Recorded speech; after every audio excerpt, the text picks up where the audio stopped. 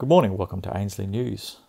It's Monday, 29th of June. We're talking COVID this morning, which we shouldn't talk lightly, but here we go. COVID hits 10 million infections, and what will Trump throw at this? The world just passed two bleak milestones in this pandemic, passing 10 million cases and 500,000 deaths. The feeling of this being over is quickly passing, as even domestically the surge in cases in Victoria highlight the dangers of relaxing. Whilst debate still rages over whether we should have locked down or not, the facts are becoming hard to ignore. The poster child of not locking down, Sweden, has been anything but a success, with infections rising compared to their Scandinavian neighbours. Check out this next infections chart here. Sweden, Norway, Denmark and Germany. Sweden's still on a slight rise there, and sadly including rising deaths as well, shown on this chart here next to. Cumulative deaths attributed to COVID-19 in Sweden, Norway, Denmark and Germany. And also debunking the herd immunity thesis, with their capital Stockholm registering very, very low antibody counts.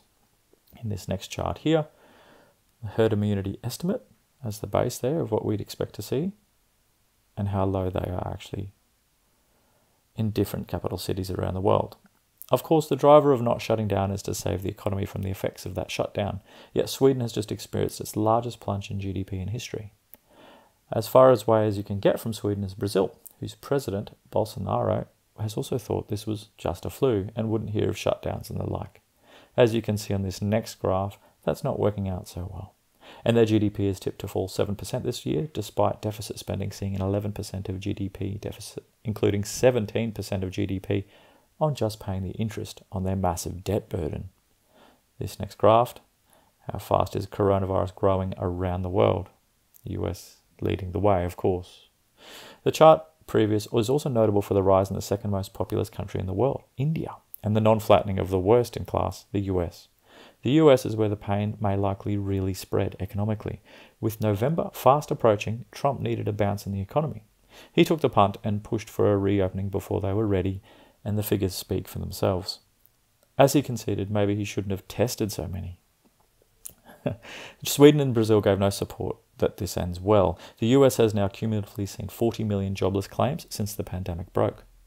As we discussed recently, the official unemployment figures hide the true impact, as many of those 40 million people simply give up and are not counted in the denominator of the total labour force. With things getting worse, not better in the US, it would be foolish to expect a V-shaped recovery. Remember, this is before a lot of the support ends in July, assuming, of course, Trump doesn't extend that support ahead of that same aforementioned election. But support is just that. It's not a normal, healthy economy and in no way supports a V-shaped narrative. Very rarely in history are markets not strong going into a US election. Presidents usually ensure things are tickety-boo ahead of the polls, and Trump will throw everything at doing the same. However, he arguably has a harder task than anyone before him. His crusade to drain the swamp has not won him many friends in that swamp, and this is the perfect storm to make him the scapegoat. We have a share market completely supported by the Fed stimulus, and a Fed that he hasn't been very kind to. They are pulling that support away as we speak, and the US markets continue to speak to that 8th of June date top being the top we will look back on when the hope phase ended. Regardless, a second wave in the US puts more pressure on struggling businesses and households to meet their debt obligations, and that is where the insolvency starts to play out. No amount of liquidity from the Fed can change that. Watch, therefore, Trump try and stave off those insolvencies with direct financial stimulus, and that at a time when the US debt is already at $26 trillion. One thing is abundantly clear right now, and that is we're going to see desperate actions out of the US, all of which will debase their currency and economic credentials even further. And that is extremely supportive of a higher gold price instead. Well, thanks for listening to news today. We'll continue to keep you updated for the rest of the week. And remember, you can always go to ainsleyBullion.com.au for all things bullion, and sneak over to ainsleywealth.com.au to discover cryptocurrencies. We'll catch you tomorrow.